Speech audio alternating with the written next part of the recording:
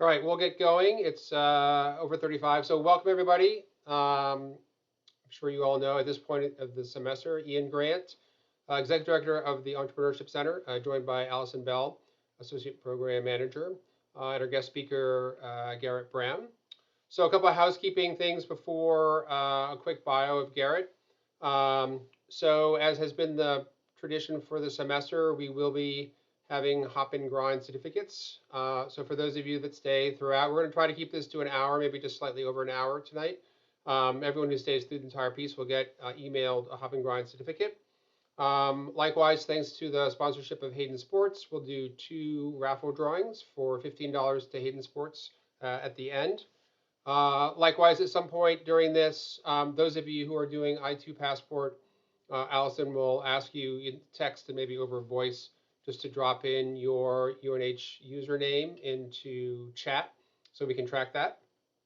And then once I finish with the bio, just out of courtesy to our guests, if I could ask people to throw on their cameras, for those of you that can, that would be appreciated to be engaged and listen to what's going to be an amazing conversation today about sales. So a little bit of a bio.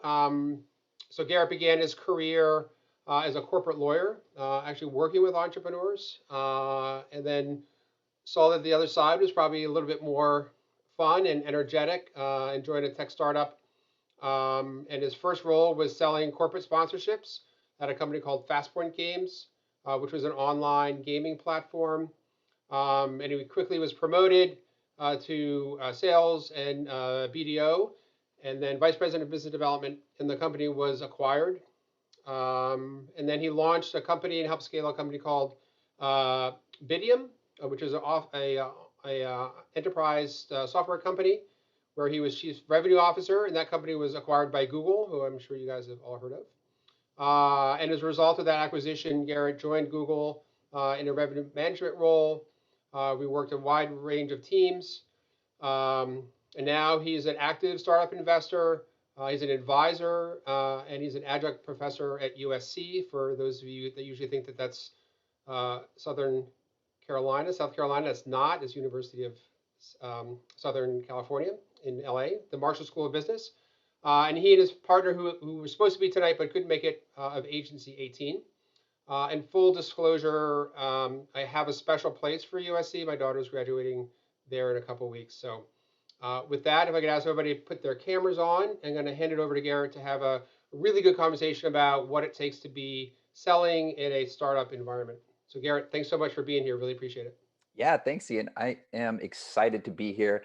I have no idea what hop and grind is, but the fact that I'm standing between all of these people and a gift card there is a little bit daunting. So I will do my best to be fast, pithy, give you all the good stuff, and then get you I'm assuming it's coffee, maybe some alcohol with the hops. I don't know.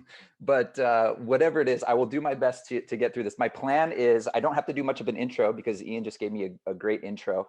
I'll fill in a couple little bit of holes there. And then we'll just start chatting. And I love that this is Zoom meeting and not Zoom webinar, because maybe we can get interactive. You are all welcome to interrupt me anytime. Ask questions specific to things that you're working on, things that I'm talking about. Typically, Ian mentioned I do this with a partner. I'm very excited that he is not here tonight because he's the talkative one. So now I actually get to say a few things and pick my favorite parts about the things we talk about and share them with you. And that's the last I'll make fun of him since he's not here to defend himself. But anyway, that was pretty much, I think that's the plan. So a few questions first. And if you all don't mind, you can just popcorn in. I think everybody can do audio here too. When you think of a salesperson, just so that I have some background on where we're starting, what do you think of when you think of the word salesperson? Competitive. Competitive. I think of strategic. Keep going. Really, They're a good salesperson, helpful. Say that again, Jack.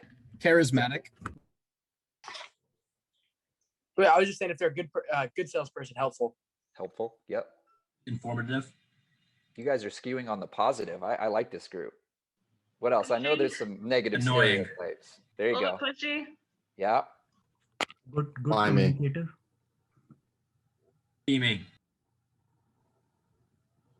slimy, scheming. There we go. These are the words that we usually hear. Anybody else? Good communicator. Good Won't communicator. leave Yeah, you alone. Adaptable. I like it. This is a solid list, and this is really consistent with what we see. You kind of get these two buckets. You get the car salesman stereotype where it's all the negative. It's the pushy, it's the slimy, it's the manipulative.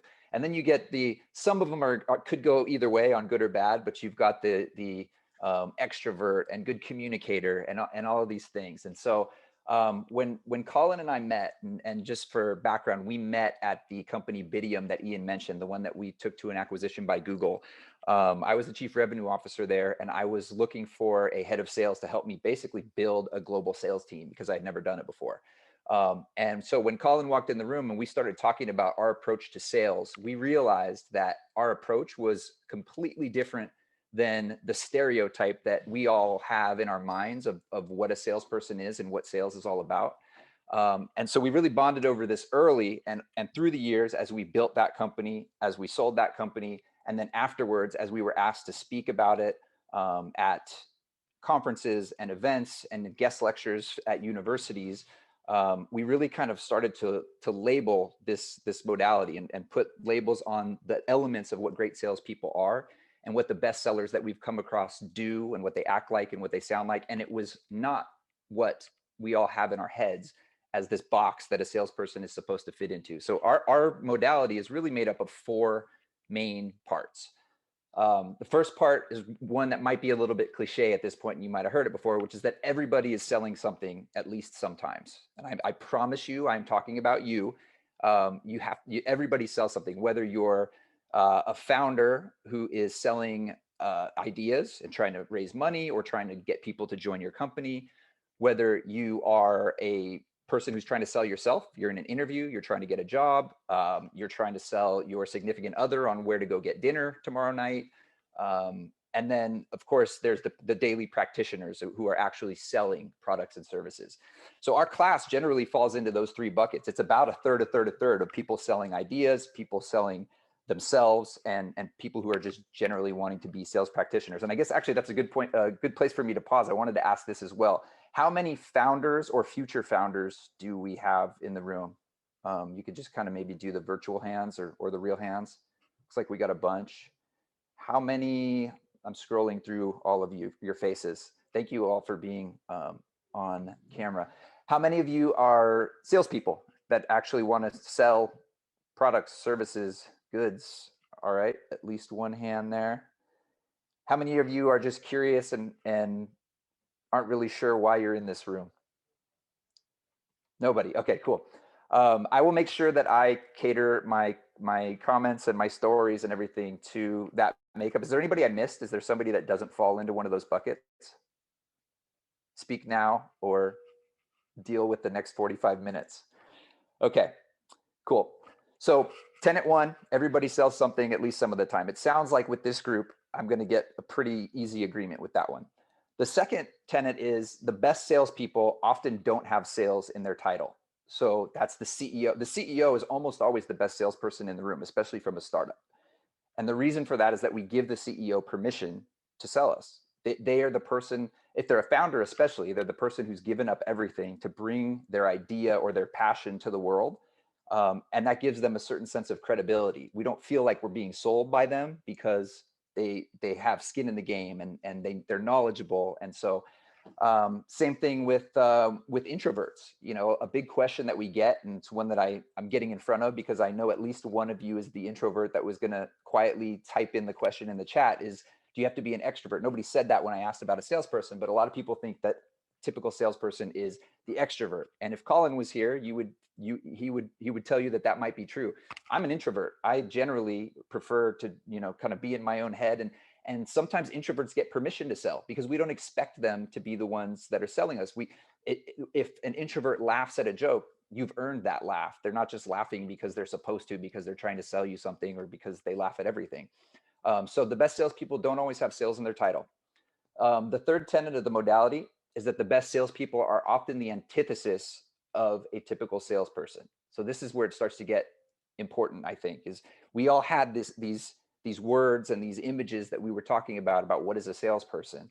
But the best salespeople are the antithesis of that almost all the time. So they're not the best at overcoming objections, but they are the best at realizing that what they're saying isn't landing. So they're going to stop and they're going to course correct real time to make sure that the person on the other side of the conversation is listening, understanding, benefiting from the conversation. And so that's a big one. And that's one that we're going to talk about a lot tonight. I guess one thing actually that Ian left out of my bio, which is because he probably didn't know because it's relatively new, is that Colin and I just signed a book deal with HarperCollins to actually bring this modality to the world in book form. And so one of the great things about having HarperCollins and going through this book writing process is that we now have access to interview all kinds of salespeople with and without sales in their title. So everybody from, chief revenue officers of publicly traded companies down to professional baseball players. A couple of weeks ago, we had Trevor Bauer, who's the highest paid baseball player in Major League Baseball, and his agent, who is a 25-year-old woman, the youngest female agent in all of sports. And they came and spoke to our class, and people come in and go, what does a baseball player and his agent have to do with selling?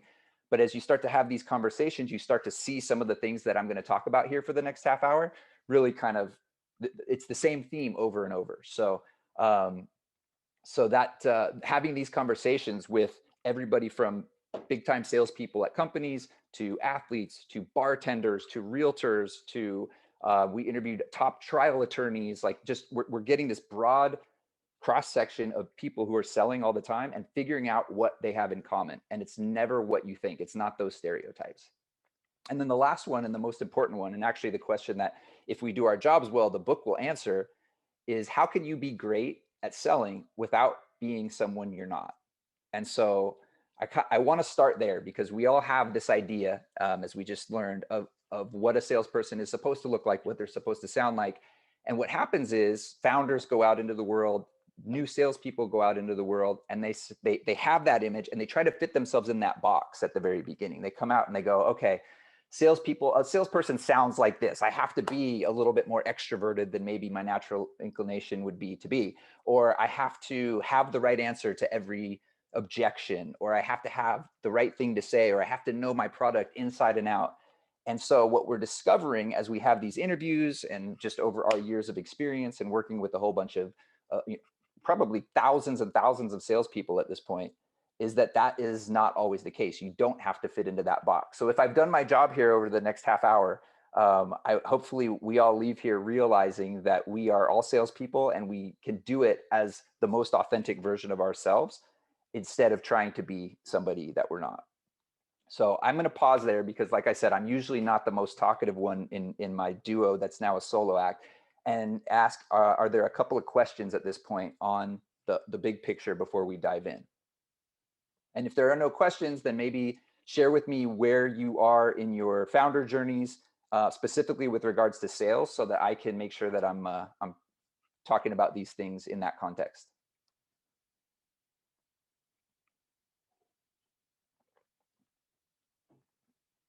Who's going to be the first? If nobody wants to jump at it, I will. Yeah, go for it. Kick things off. Basically just my or our business in one word is, or in a short sentence would be, we're a mobile app that makes recycling simple. So basically you can scan the barcode on the back of any item and we'll tell you what to do with it based on your location, because that changes based on where you walk. And also who picks up your waste is the other thing. Very cool. So basically where we are right now is, because we're an international team, we're having calls in Oceania, Europe, and the US with like partnership talks, that sort of thing. Yep. So it's not so much as like a sale as much as like selling ourselves, I guess, in that sense. So I guess that's kind of the point we're at here, because it's not as much B2B as it is just like person to person. Talk to me about that. So when you say you're not doing a sale, you're selling yourselves, what exactly do you mean? Are you not, the product's not ready for market yet, and so you're having like introductory conversations, or is it something different? So yeah, the product's in beta test right now. So it's more or less, people are kind of buying in on us. I felt like that's more or less because we've kind of, I'm not trying to like toot our own horn, but we've kind of like hit the problem on the head. Like people have reached out to us that we thought we had no business talking to, being like, we want to know more kind of thing. Like this is the same problem we have. So more or less to like, how are you kind of doing it? And then like, what's your vision? Where do you want to take it? So it's been kind of less practical than what I thought it was going to be, and more like about us and like where we see it. That's kind of been more of the talks we've had. That makes sense. Is anybody else in that stage where you're just starting to sell, or maybe you don't quite have something to sell yet, but you know that it's time to start having those conversations? Maybe not. Well, I'm going to I'll give this piece of advice then to Mikey, and hopefully it will apply for some of you as well. But there's something that we always talk about when we talk to founders at your stage, which is it's an old sales cliche, I guess, and it's ask for advice, get money, ask for money, get advice. And you're at this beautiful point in the founder's sales journey where you can authentically go out and do that. So being able to go out to your dream customers and not necessarily have something to sell them today, but to be able to go, look, I'm a founder. I've just built this company. I'm about to graduate, or whatever your story is, right? And how would you sell somebody like you if you were me? Like going out and having those conversations and asking for advice is a gift that you don't always have as a company, because eventually you're going to get big. And if you go out and do that, it's not going to be authentic, and people are going to see through that. But at the stage that you're at, and that I suspect some of your cohorts here are at, you do have the ability to go out there and have those really authentic conversations without selling something. And eventually, like the second half of the phrase, you just go out and ask for advice, you're going to get money, because they're suddenly going to become partners. And you're at a point where you don't necessarily need customers, but you do need partners who are going to help you build your business, who are going to help you figure out and navigate the questions that you have and the uncertainty that you have. And they're going to start to have skin in the game. And then eventually they are going to become your customers. So it's a cool spot to be at. And I can't remember, Ian, if you mentioned, but the class that we teach at USC is called Sales Mindset for Entrepreneurs. So a lot of what I talk about and what I will talk about here today, it's not going to be, we don't teach building rapport and overcoming objections and asking for the close. We talk more about like strategically getting into a mindset to sell more and to be a better seller. So as I hear more about your stories and kind of try to teach to that, you'll start to notice a theme that it's a lot of mindset more so than just like how to sell something. Thanks for sharing. Anybody else want to share what they're up to or where they are? We were just where Mikey was. I don't know, like a couple months ago. And since we've had finalized our product, and have actually sold. Essentially, like what we do, so you have a little background, is we connect people opportunities, particularly helping companies find top diverse tech talent. Sure. So we just finished our project pretty recently, and I lead our strategic partnerships, and then additionally, I hop on calls with like Fortune 1000s and high growth startups. So that's like a little background, if that's helpful. No, that is helpful. And I think it's like you said, it sounds like you're in a similar spot to Mikey there. Anybody else before I get into some mindset and some authenticity? I'll just build off of that a little bit. We're kind of in the same, not quite there yet, but I'm looking for partners more than like actual customers. Mhm. And so I'm kind of getting from what you said, the best way to approach that is to look for, like, ask for advice, which, we absolutely need to, and then kind of build that into a partnership. Can you expand on that a little bit more? In terms of the building it to a partnership? Yeah. Yeah, so there's a couple of themes when we see founders do this really well. There's a couple themes that come up. First of all is what we call, you go to a traditional sales course or read a sales book, they're going to talk about adding value, and that's important. But really what's important is adding unexpected value, because if you're selling something, or at least having a conversation that's going to lead to you selling something, they're going to expect you to be adding the value. But so you want to do something unexpected. So something that we've seen, we just were working with the founder a few months ago, and they were selling to restaurants and local businesses. And is anybody in the room does anybody have a startup where the customer would be local businesses, restaurants, doctors' offices, anything like that? No hands. Okay, that's surprising because it's probably one of the most common customer bases that we see for startups. And so this founder was like, you know, how can I stand out when there are literally dozens and dozens of startups that are approaching this poor restaurant owner in my town, when they're just trying to stay afloat during COVID, and you know, they've got people calling them all day trying to sell them either similar things or different, but how do you compete for that attention? And so what was happening is he was having conversations with these restaurant owners, and he was starting to see themes. And so what he did was, instead of trying to sell them things or be the answer to all the problems, he basically created this little, I can't remember what he called it. It wasn't a chamber of commerce, but it was essentially a group of restaurant owners who were all experiencing the same problems. And he hosted events for them. Once a month, he would have an event and he would have a speaker. And if the problem was something financial, he would have a CPA come and give a talk. Or if it was something about hiring, you know, he would have an expert in that come and talk. And of course, he is the MC of all of these events every month. And he's now starting to kind of build himself and his company as a thought leader. And by the way, the events that he was giving had nothing to do with the product that he was selling. He was just trying to help his customers in an unexpected way. So now he's got partners because now he's the thought leader and the connector. And when they do need the product that he's selling, he is front, you know, top of mind. He's the person that they think of. So that's the first way that kind of the partnership angle works. And the second thing that came to mind when you asked me that question is getting a commitment. Because what happens a lot with founders is you get these early, call them beta users or friends and family, or these initial companies who you're giving your product away for free or for very little money in exchange for their advice. But what happens is they go dark because your product's not ready, because any reason, it could be a million reasons actually. So the other thing that I would recommend to get from asking for advice to a partnership is to actually document and create almost a contract, not a big long one, but like a one pager, just like you would if they were actually going to be a customer, that says, here's what you can expect from me, and here's what I expect from you. And what they expect, what they can expect from you and your company should probably be more. It's going to be, you know, we're going to be responsive. We're going to take your product suggestions seriously, and here's the process we're going to put them through. And for you, we just ask that you give us feedback at least once a month. You don't want to be burdensome, and just have them sign that. And it's not going to be enforceable. It's not going to be something that you're going to actually, you know, go out and chase people after if they end up not doing it. But at least then you've got that commitment. And when people have committed to something like that, they're much more likely to act in accordance with that commitment if they've signed that document. And so that's another way that I've seen really work well for early stage founders who are trying to build up those partnerships, is kind of make them formal, and give them a vested interest in your company doing well, and build that narrative of them being there to help you create something that's going to work for their business. Thank you. You're welcome. Anybody else? I, in case it's not obvious, I prefer to do back and forth and just answer questions. I got stuff to talk about all day long.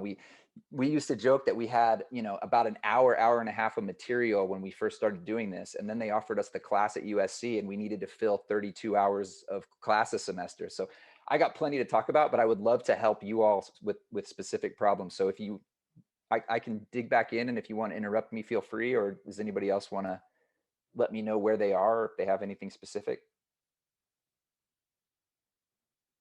All right, cool. I'm going to get into some of the mindset stuff, some stuff small, and then maybe build our way up to some bigger stuff. I would love it if you asked questions in between or challenged some of it. If it sounds cheesy to you, let me know. We can talk it through. But yeah, I started talking a lot when I talked about the modality of what we typically teach. I talked a lot about authenticity. And so I wanted to give some examples of how great salespeople practice authenticity. And so I mentioned these interviews that we've been doing. About a month into the interviews, we were talking to somebody, and we were just getting started with the interview. We asked him, you know, to introduce himself. And he said, yeah, my name's so-and-so, and I'm a sales leader for a Fortune 500 company. And he stopped in the middle of his sentence. And he kind of looked up and he started talking to himself. He said, why did I just introduce myself like that? That's actually not what's most important to me. Let me start over. And he reset himself, and he started over, and he talked about why he joined the company that he was with and why he was passionate about selling. That had nothing to do with his position or how long he'd been with the company. And after that interview, Colin and I were breaking it down, and we talked about it, and we said, do you realize what just happened there? In that moment where he stopped and talked to himself, he wasn't selling us anything. He was just a human being. He was himself. And so we then started to notice that the most authentic people that we were talking to were doing this all the time. They would stop and they would have conversations with themselves out loud. And so as we thought about it and we thought about how that might apply to our approach and to what we teach, we realized that not one of these people was doing it as a tactic. And so, stop right there if that's what you're thinking that I'm saying. But the lesson in it was that they didn't have to be perfect all the time. So that stereotype that several of you talked about, where they have the answers to all the questions, that they're smooth talkers, that's not necessarily true. And in fact, with all the greatest salespeople that we've talked to, it's the opposite, where they do make mistakes, and rather than just try to brush over them, they would stop and they would acknowledge those mistakes. And for those of you that are founders and early stage founders, you know that mistakes happen a lot. You've never had these conversations before, so there is no script, there is no outline for how to handle the questions that you're going to get or the objections that you're going to get. So doing something as simple as stopping and acknowledging that in the moment can be really, really powerful way to kind of hold yourself accountable to be authentic, but also to convey to the person that you're talking to that you are being authentic, that you're not just selling and that you're not just trying to say what they need to hear. So does that make sense? Does that feel right to anybody, or feel a little cheesy to anybody? I'm always curious how this stuff lands. I got one thumbs up. You guys just want this gift certificate. All right, I'm going to make it a little bit harder. Okay, 2 thumbs up. Thank you. A second thing that we started to notice, and as we were having these conversations, is that I mentioned they don't necessarily have all the answers. They were practicing what we've now labeled as intentional ignorance. The best salespeople that we see, the most authentic salespeople that we see, intentionally don't know everything about everything. So specific example, I come from a software sales background, so a lot of my examples have to do with software, but we've seen salespeople who they're selling software. They should know maybe the technical spec, or you would expect them to know the technical specifications of the software, or all the details about the security and SOC testing and pen testing and all these things, but they don't care about that. They love having conversations with customers. They love the solution to the challenges that the customers are having, but they don't necessarily care about the details. And so we've started to find that these great salespeople are okay with being ignorant about certain things. Now, ignorance is not stupidity. There are table stakes in every industry that you have to know. But if you don't know, if you're not a technical person and you don't get excited about learning about technical details, there is somebody either in your organization, your technical co-founder or your CEO or whoever it might be, that is technical. And so what these great salespeople do is they leverage their networks and let people focus on what they're passionate about and what they do best. There's a saying that we always teach, which is, if you think you sound cheesy, you sound cheesy. And so that's different for everybody. I wish Colin was here, because Colin says horrible things that are so cheesy about falling in love and passion. And if I tried to say all of that stuff to you, you guys would laugh me right out of the Zoom right now. But he gets away with it because he genuinely believes it. So what cheesy for one person is not necessarily cheesy for the other person. But just know that if you think you sound cheesy, you sound cheesy. And this is in all cases. So a lot of times we'll get questions about, well, if I say this in an interview or I say that, aren't they going to think that I'm selling them or that I'm not being genuine? And if you're having that conversation with yourself, then that probably is the case. And you'll probably want to take a different approach than somebody else who might be okay with that language or that strategy. So in Eastern religion, they call it dharma, and it's the confluence between what you love to do, what you're good at, and what the world needs. And if you can find that sweet spot right in the middle of those three things, that's where you're your most authentic self. That's where you're excited. People want to hear what you have to say because they can sense that excitement. And so staying intentionally ignorant about the things that you don't have to know in order to try to stay in that sweet spot as much as possible is something that we were surprised to find in a lot of people. But it definitely exists for almost every great seller that we have come across. I have a question that's kind of like more pitch related. We Mhm. have a couple of pitches coming up this week for like entrepreneurship competitions. What Yep. is your best advice for how to like not come across as super curated with the answers and genuine, also not like screwing ourselves over, but especially if we don't know the answer to a question, like what's the best way to say, you know, we don't know the answer? That is the best way to say. Just be honest.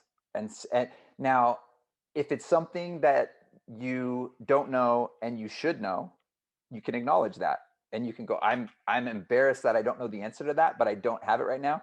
You could call out the situation. I'm in front of 100 people, and if I wasn't so nervous, I might be able to answer it. Like that authenticity works. And the people who are asking questions in these pitch competitions, they know that. They don't expect you to have all the answers. And some of them, if we're being honest, they're probably asking you hard questions just so they can sound smart, and they're trying to trip you up a little bit. So acknowledging that and saying, I don't have the answer, is okay. Now, it also gives you an ability to kind of segue into either why you don't have the answer or what you do focus on instead. You know, you can be smart about it. Just saying I don't know and stopping there might not be the best idea in a pitch competition, but admitting it and then explaining either why you don't know or what you do know instead, and how you can find the answer. That is probably an asset rather than a negative in a pitch competition. Awesome. Thank you. Yeah. Give me a couple more questions before I get back into my quasi-planned remarks. You guys know me well enough to know that I'll just start calling on people. So if you No. want to volunteer before I do that, it works much better. That's okay. That's okay. The other thing is, I mean, I guess there's a sales lesson in the fact that I like to wing it. And when Colin's with me, we like to wing it too. We don't use slides. It's every semester we get our professor feedback, and there's at least one student who says, please use slides, because they like to have slides and they like to know what they're supposed to be taking notes on.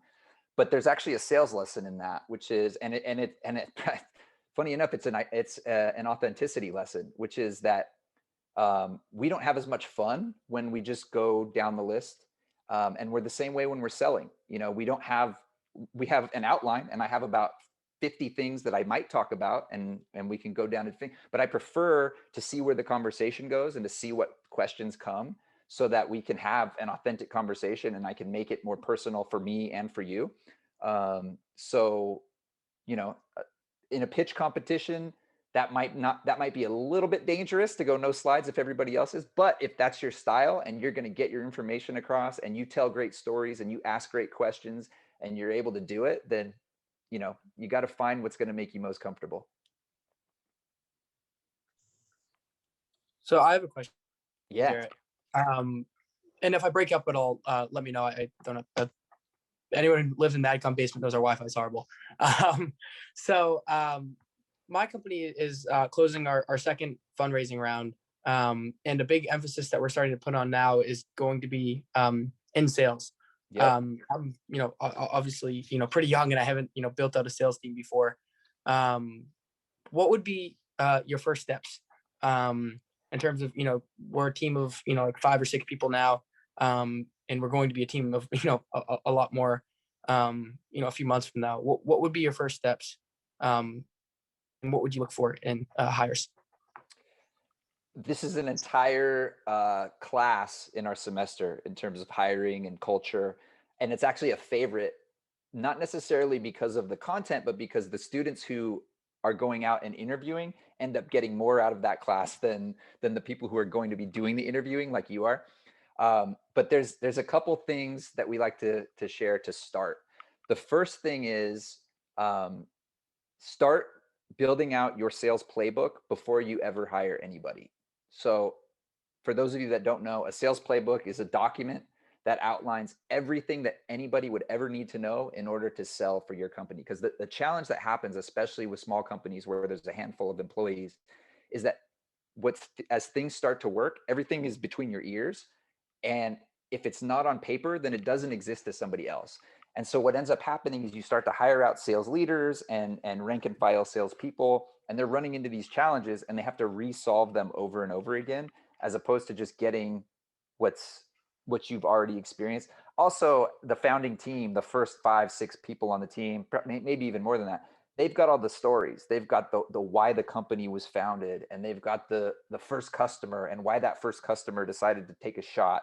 And having those stories in a sales playbook is critical, because that's what people want to hear. That's what customers want to hear. They want to understand the why behind the company. They don't just want to know data and facts and figures about the product.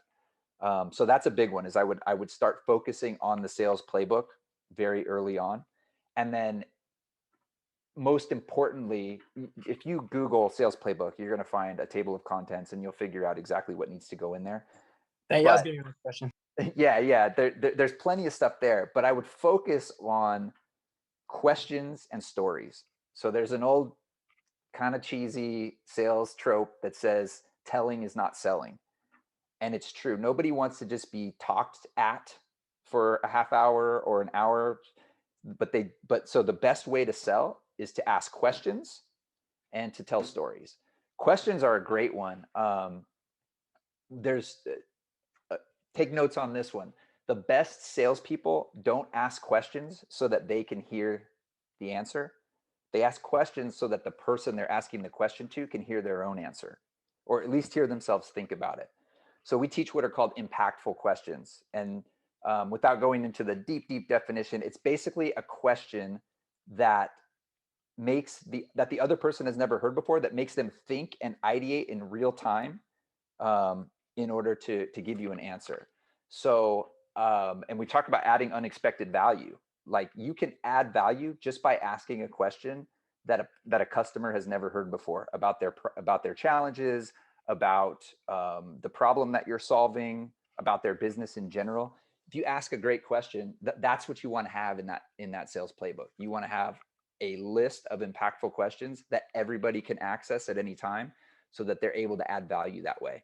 We cared so much about impactful questions actually at Bidium, the company that Ian mentioned, that we did a spiff. Spiff is where you compensate salespeople based on certain things. The spiff was, if they got a customer to stop and say, "That's a good question," or "I've never thought about that before," on a sales call, we would slip them $100 bill right then and there. Like, we were recording calls, so we knew that we knew when it happened.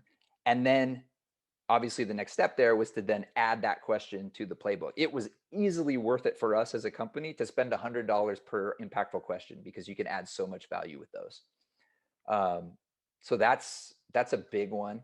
And then we don't have time for it now, since we're kind of already down to the last 15-20 minutes or so, but going through the exercise of impactful questions, whether it's for your company or for those of you that are going to go out and interview, if you can ask a handful of questions, impactful questions in an interview, when the person says, "Hey, do you have any questions for me?"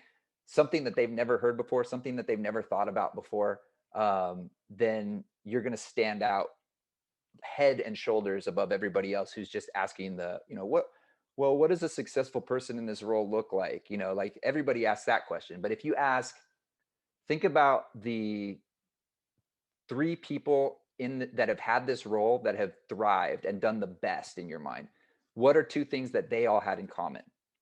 Just changing the question a little bit makes it impactful, because now they're thinking about 3 actual people. They're thinking about a bunch of things. They're going, okay, who are the 3 best people that have ever had this? What do they all have in common? What traits do I care about? Like, there's so many different things going on in their head that they've never thought about before. That's a good example of an impactful question, and it's why they're so great for people who are in interviews as well as people who are interviewing customers. that help at all, Jack? Very much so. Thank you. Yeah. What else? Way more fun doing Q&A. Oh yeah, I have a question. Yeah. So kind of talking about the authenticity, I agree with that statement, 100%. And I've heard a lot about, the smell of sales. So like, where do Sales you see breath. that? Yeah, where do you see that come up? Because I'm a sales rep right now. Just started a couple months ago. Yeah. Where do you think a lot of new or even experienced sales reps kind of give off the sales breath? It's an impactful question. That's a good one. The first thing that comes to mind, at the risk of sounding like a broken record, is that they are trying to fit into that box and they're not doing it their way. So when you first start out in sales, you don't know what the hell you're doing. You got to kind of imitate the people who are doing it well. That's just the way that you learn. You go out, you imitate them, you see what works, what doesn't. But going back to if you think you sound cheesy, what works for the number one salesperson doesn't work for everybody else. So what ends up happening is that salespeople, they keep pressing and imitating, and then they suddenly realize that it's not working. And that's where you start to get the stereotype, because now they're starting to come at it with a scarcity mindset. So we went from abundance and, oh, I'm going to be as good as this great salesperson, to, now every deal is precious because it's not working for me. So you get this scarcity mindset, then you start to kind of manipulate a little bit, or you fudge how great the product is, or you say that you have a feature that you don't have. And that's where we get this awful stereotype. And so, that's kind of the first thing that jumps to mind for me. What's going on over here in the chat? I just noticed there's a whole bunch of cool stuff going on. They're all for me, Garrett. All right. If you're an I2 Passport, please drop your username in the chat. Thanks. Any other questions? I have a I have question. a question about authenticity again. So like, Yeah. I've never had trouble being authentic because, as my friends say, I'd be the worst person to rob a bank with. I don't really play my cards too close to my chest. How do you balance, like, at least for me, I grew up in a factory, so authenticity is very much saying what you're thinking. How do Right. you balance that in a boardroom? Because that's like polar opposite of what I'm used to, where you don't want to walk on eggshells, but then again, you don't want to flip somebody the bird, for Yeah. lack of a better term. Yeah. It's a good question. And it's funny that you ask that, because as we're writing this book and we're writing this chapter on authenticity, one of the sections that we're working on is, what if your most authentic version of yourself is an asshole? And, because and I'm not saying that to you, obviously, but what if some people are just dicks? And so there's some personal development for those people that needs to happen before you want to be the most authentic version of yourself. But to answer your question, it comes down to, it's not this talk, and it's not really our class, but it really comes down to emotional intelligence and self-awareness. And that book has been written before, the importance of emotional intelligence in sales, and building out that self-awareness. And I did mention at the beginning that the best salesperson is the one who kind of sees in real time that things aren't going well and changes course and course corrects. So that would be my advice in that situation, is just, as you get the reps going and as you do what you're doing and as you have those conversations, you will see, hopefully build that self-awareness up, see what works, what lands, what doesn't, and make that adjustment. Because there are certainly, there is a limit to the authenticity. You want to be authentic. It's more about not being inauthentic than being completely authentic, if that authenticity is going to be a hindrance to the conversation and it's going to interfere with the message that you're trying to get across to the person you're talking to. Perfect. Thank you. Yep. Yeah, emotional intelligence is a good one, and there's it's another one where we'll have to come back with when Colin's able to join me, because a big part about sales, and a big thing that young salespeople overlook, is that sales is a really important blend of logic and emotion. Every sale is some combination of logic and emotion. And so, you know, the logic in a sale is the data. If you're selling a car, it's the safety features and the steel beams in the door and the miles per gallon and all that stuff. But then you've got the emotional side of it, which is, you know, there's the way the car makes me feel when I'm driving down the street, or you know, the fact that I have kids sitting in the back seat and I need to feel that they're safe if we get in an accident and all that kind of thing. And so, you know, that self-awareness and that emotional intelligence comes into play as you learn to identify what balance that needs to be. Like if you're talking to an engineer or CTO, you might need to be 80-20 in terms of the data and the logic. But if you are talking to you know, somebody that's a little bit more of a creative, then the emotion might come and might need to outweigh the logic. So that's just something that came to mind as we were talking about self-awareness and emotional intelligence, is that always be thinking about that balance between logic and emotion as you're having a conversation, and try to identify and have the self-awareness to identify what the person you're talking to cares about. And by the way, great way to figure that out is to just ask them some impactful questions and figure it out. If you ask them, you know, how do you judge if a day is successful? Now, you have to earn permission to ask some of these questions. You don't just show up at a meeting and ask a question like that. But if you've built up a relationship, you have permission to ask that question. And you say, how do you judge if a day is successful? And if they say, well, I got, you know, my list was checked off. I checked off everything off my list, and I sent 57 emails. You kind of know that you're dealing with somebody who's a little bit more logical. And if it's, you know, it's just a feeling, I was in flow all day, and then, you know, you're dealing with somebody much. So you can ask questions to suss that out. I like this. We're all over the place. I'm having fun. Let's do more questions, since we only have about 10 or 15 minutes. I don't want to interfere with the coffee gift cards. I had a question in regards to cold calls. Oh, yeah.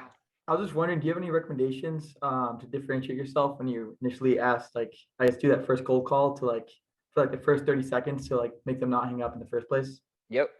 Yeah, it's a great question. It's also an entire seminar that we teach.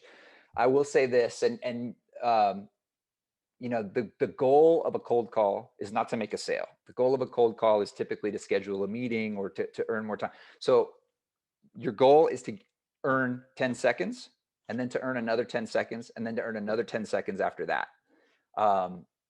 You know, when I talk to universities, nobody anymore knows who Barbara Walters is. Does anybody know who Barbara Walters is? Ian, thank you. So Mikey kind of knows. So Barbara Walters was a journalist, and she was famous for her interviews. She was a great interviewer. And what she was kind of infamous for in her interviews was making her subjects cry. I'm not talking about, like, you know, in a bad way. Like the point is, she would ask such meaningful, deep, impactful questions that they would be moved to tears, because she would be able to get to this point of connection where she would be. So it became like almost a badge of honor. In fact, I was listening to an interview less than 2 or 3 months ago with George Clooney, and he said, at least I didn't cry on Barbara Walters. Like that, it was the badge of honor. Or people like Will Smith would go, I'm going on Barbara Walters. She's not going to make me cry. But what she would do is she would, you know, she'd ask you questions, and so it'd be like, oh, you know, what was it like working with so-and-so? Oh, was your dad proud of you? And then in his mind, Will Smith is going, oh, she's trying to get me to cry. So we're like, no. And then you go, oh, well, what did your mom think of that? And she would basically like have this beautiful storyline of questions mapped out to the point where she would get to the core of this person and get them so emotional that they'd be kind of moved to tears. And the reason that I'm telling you this is because, as you ask about cold calls, is because she knew where the finish line was.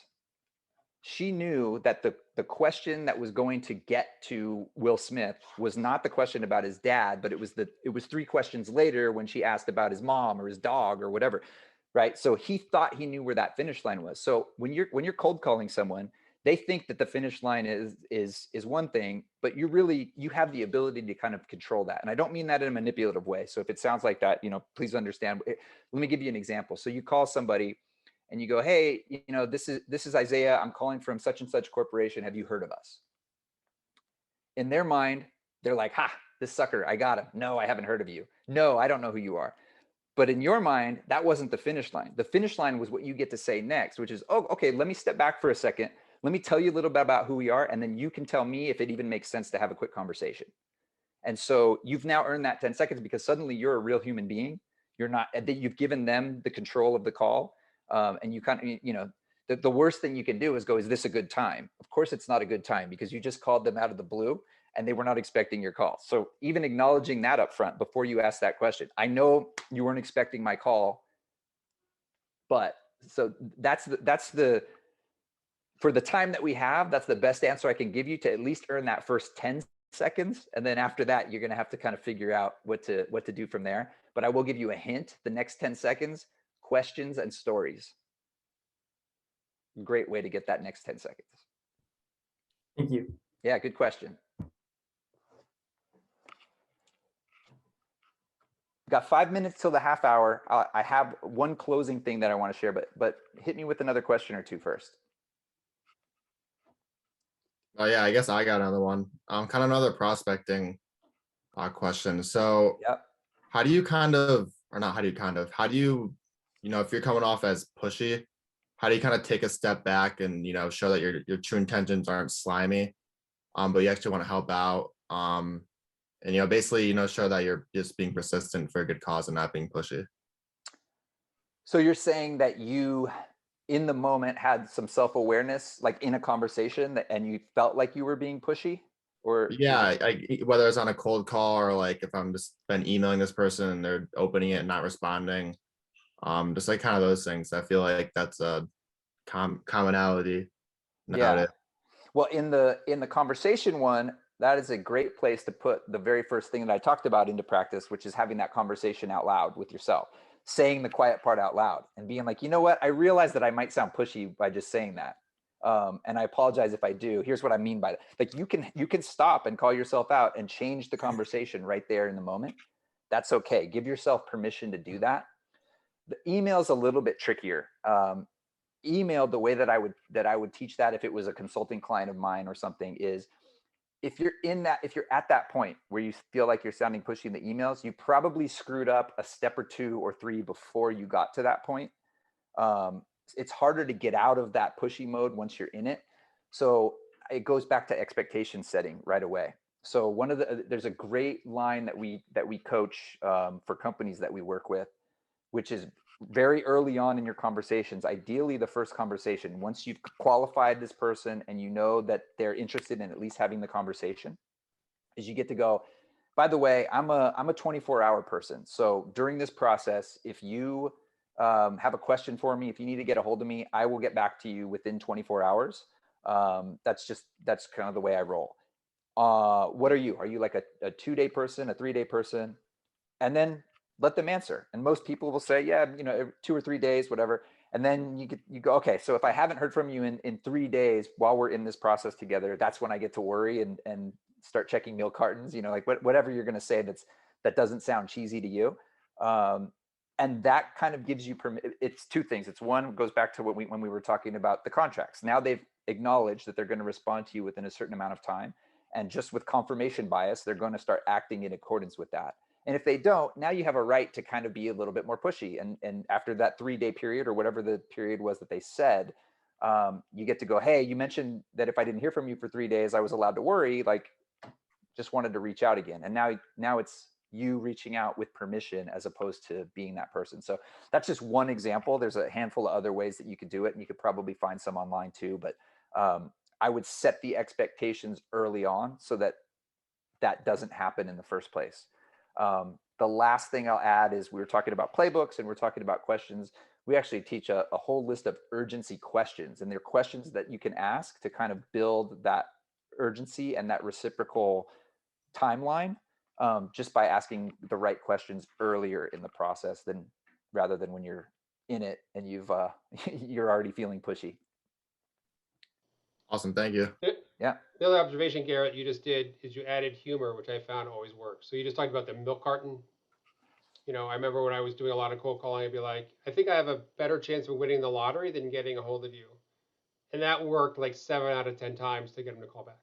Because sometimes just it's self-deprecating, but it's humor sometimes breaks through the pitch. It just, so Yep. when you said that about the milk carton, it just triggered that thought. Yeah, that's great. And there, we had someone on one of our teams who, you know, you can see in your CRM, your customer relationship manager, you can see how often you've called. And so he would call people, and sometimes they pick up. Every once in a while, it take 10 tries, and then they pick up. And he would go, "Oh my God, you've made my day.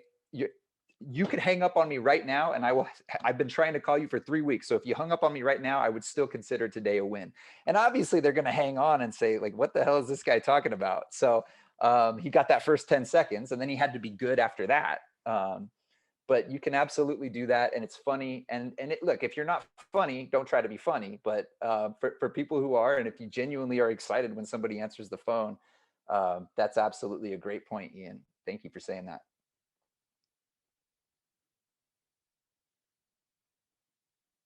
Anybody else? All right, I'm going to skip to one last concept, and then I'm going to let you all get your coffee. There's something that's really important, and it's something that we've identified across all of these great salespeople, and it's that they celebrate the process. And as I say that, I realize that can sound cheesy, so let me tell you exactly what I mean by that. They celebrate every single step of the sales process, not just when somebody answers the phone or when somebody responds to an email or when they get the deal, but they celebrate when they get told no. They celebrate when they get hung up on. And they do that because what we wish salespeople, we wish all of you 1,000 no's as fast as you can get them. But what we'll say is getting a no is the best thing that can happen to you as a salesperson. Getting the same no twice means you're not doing your job. So every time you get told no, take a step back, figure out why. Was it that you could have done something different? And ask people around you, by the way, ask non-sales people, ask people with the customer's perspective. What could I have done differently? Here's what happened. I got told no. I got hung up on. They haven't responded to my emails. What could I have done differently? And what you start to do is you start to build this tool belt, and you start to have a list of things that you'll do differently. So when you get an objection and you handle it poorly, and then you never talk to the person again, next time you get that objection, you'll be ready for it. Or maybe you just qualified badly. Maybe you shouldn't have been having the conversation with that person in the first place. Next time you'll qualify better so that you're not having a conversation with somebody that doesn't need what you're offering. So celebrate the process. Enjoy every step of it. The middle of the movie is the best part. We don't go to the movie just to see the guy get the girl, or the girl get the guy, or the guy get the guy, or the girl get the girl. We go to the movie to see everything in between the beginning and the end. That's where all of you are at this point, and I'm jealous and I'm excited for you, and I appreciate you all letting me come yap to all of you for the last hour here tonight. Garrett, thank you very much. If everybody could come off mute for 30 seconds. And just give a round of applause to Garrett to thank him very much.